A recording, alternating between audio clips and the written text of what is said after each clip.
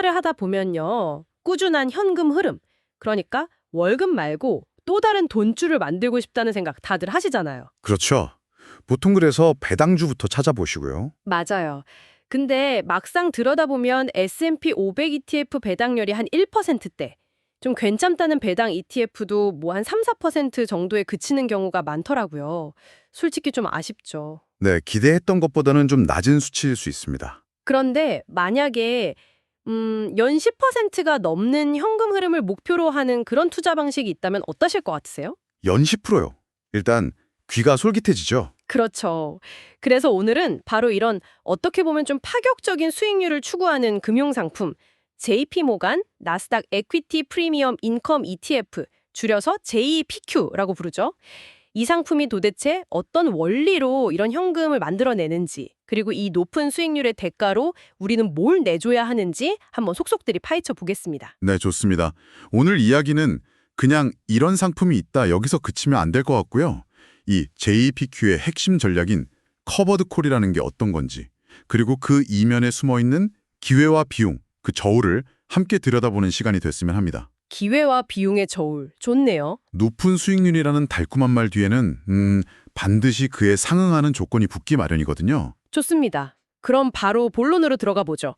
JPQ, 이름에 나스닥이 들어가는 걸 보니까 나스닥 100 지수를 기반으로 하는 것 같은데, 아니 연 11%가 넘는다는 이 현금 흐름의 비밀은 대체 뭔가요? 무슨 마법이라도 부리는 건가요? 하하, 마법이라기보다는 아주 영리한 거래에 가깝다고 할 수 있습니다. 핵심은 바로 커버드 콜 전략에 있는데요. 커버드 콜. 네, 이걸 아주 직설적으로 한번 표현해 볼게요.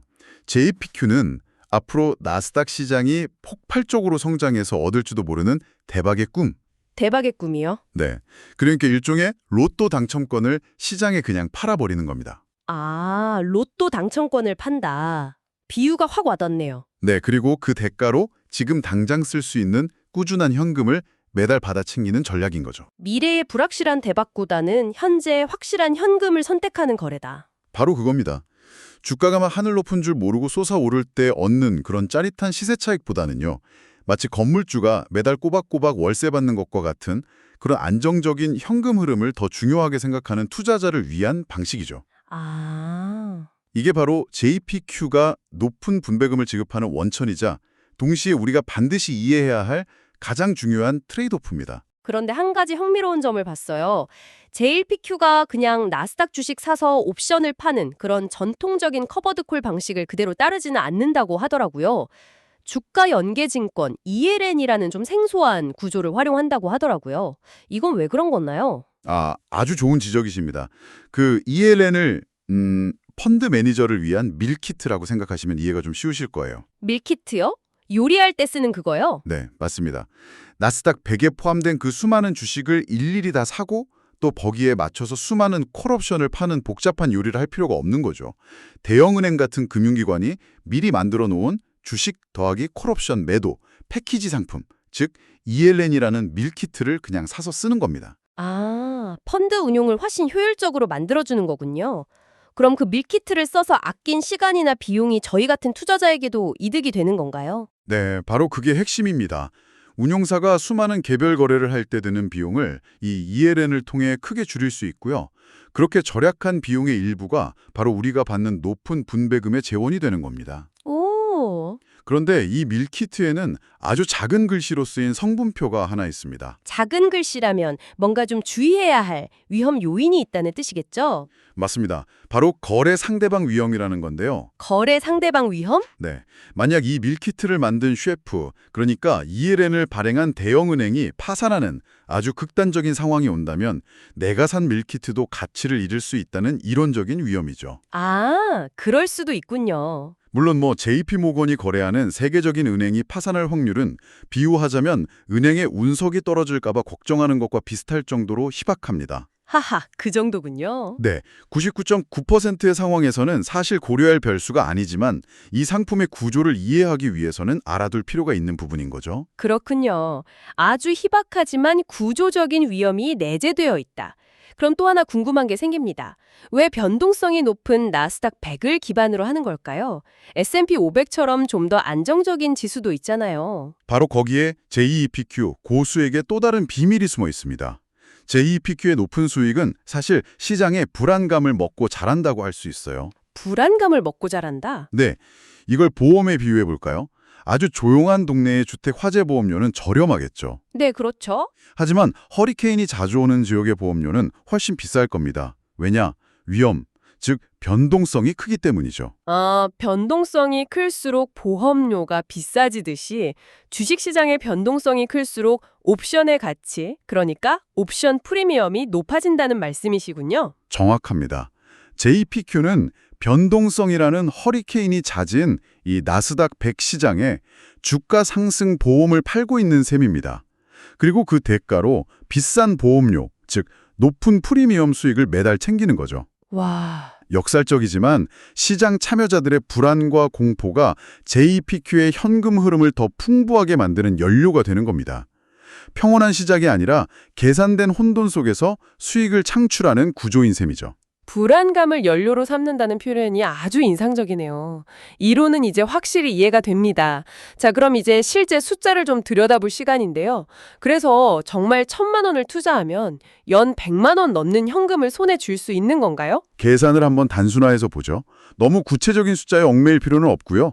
과거 데이터를 보면 JPQ는 대략 연 10% 안팎의 분배금을 지급해 왔거든요. 연 10% 안팎. 네. 예를 들어서 1,000만 원을 투자했다면 연간 100만 원, 그러니까 매달 한 8만 원 정도의 현금이 들어오는 그림을 그려볼 수 있다는 뜻입니다. 매달 8만 원. 누군가에게는 통신비가 될 수도 있고 또 누군가에게는 뭐 커피값이 될 수도 있는 돈이겠네요. 근데 이 금액이 매달 똑같이 들어오는 건 아니죠.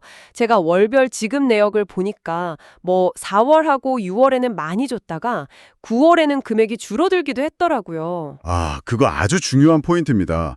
이 월세는 고정월세가 아니에요. 시장 상황에 따라서 바뀌는 변동월세입니다. 변동 월세. 네. 앞서 말씀드렸듯이 시장의 변동성이 커지면 월세가 더 많이 들어오고요. 시장이 아주 잔잔해지면 월세도 줄어들 수 있습니다. 그래서 중요한 건 정확한 액수보다 이 정도 수준의 현금 흐름을 만들어낼 잠재력이 있다는 사실 자체입니다. 과거의 성과가 미래를 보장하지는 않는다는 점 꼭 명심해야 합니다. 알겠습니다. 잠재력은 충분하지만 보장된 수치는 아니다. 자, 이제 제 머릿속에서 경고등이 울리기 시작합니다. 연 10%의 현금 흐름. 이건 세상에 공짜 점심은 없다는 투자 격언을 정면으로 위배하는 것처럼 들리거든요. 도대체 진짜 대가는 뭔가요? 숨겨진 비용은 어디에 있는 거죠? 바로 그 로또 당첨권을 팔아버린 데에 대한 대가입니다. 즉, 상승 잠재력의 제한이죠. 상승 잠재력의 제한? 네. 경주마에 한번 비유해 볼까요?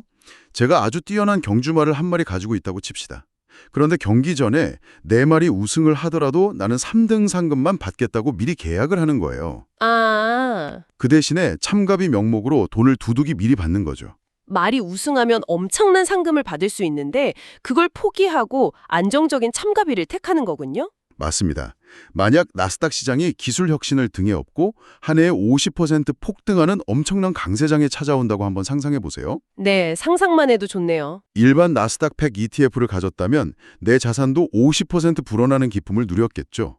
하지만 JPQ는 미리 3등 상금만 받기로 계약했기 때문에 그 폭발적인 상승의 과실을 온전히 누리지 못합니다. 아, 꾸준한 현금을 얻는 대신에 인생을 바꿀지도 모르는 거대한 시세 차익의 기회를 시장에 반납하는 겁니다. 듣고 보니 확실한 기회비용이네요. 그런데 여기서 한 걸음만 더 들어가 볼게요. 만약 시장이 폭락하면 어떻게 됩니까? 가령 뭐 30% 폭락장이 온다면요? 상승할 땐 과실을 다 못 누리는데 허락할 땐 손실을 그대로 다 보는 건가요? 월세는 월세대로 줄고 집값은 집값대로 떨어지는 뭐 양쪽에서 다 맞는 최악의 시나리오도 가능한 겁니까? 바로 그 지점이 투자자들이 가장 현실적으로 부딪히는 딜레마입니다. 질문하신 대로 JPQ는 하락장에서 손실을 방어해주는 상품이 아니에요. 아, 그런 게 아니군요. 네. 나스닥 100 지수가 30% 하락하면 JPQ의 주가도 그와 비슷하게 하락합니다. 다만 매달 받는 분배금, 즉 옵션 프리미엄 수익이 약간의 쿠션 역할을 해줘서 하락폭이 지수보다는 아주 조금 덜할 수는 있어요. 아주 조금. 네. 하지만 그 차이는 미미합니다.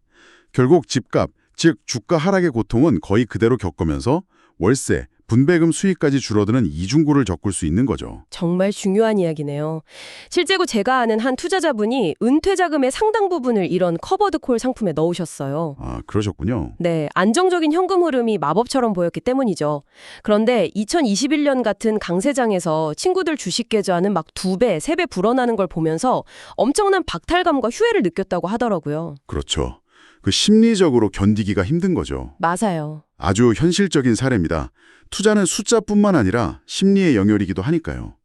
JEPQ는 시장이 오르면 배 아프고 내리면 속 아픈 그런 상황에 처할 수 있다는 점을 분명히 인지해야 합니다. 오르면 배 아프고 내리면 속 아픈.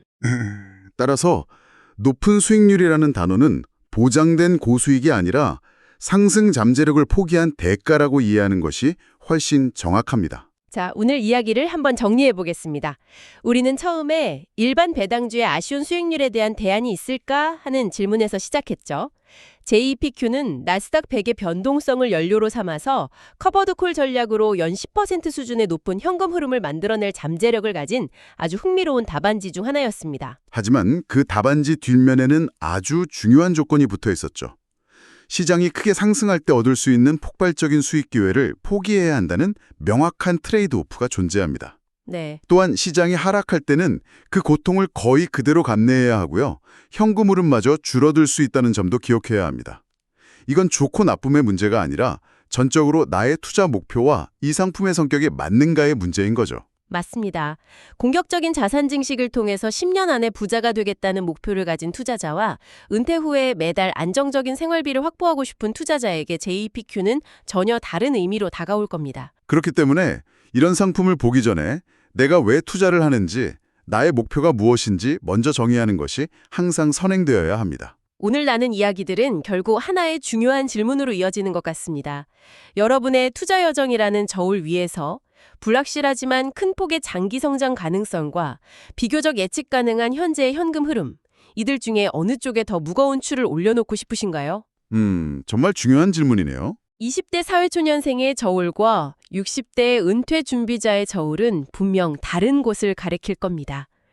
오늘 이 시간을 통해 여러분이 그 저울 위에서 자신만의 균형점을 어디에 둘 것인지 깊이 고민해보는 계기가 되었으면 좋겠습니다.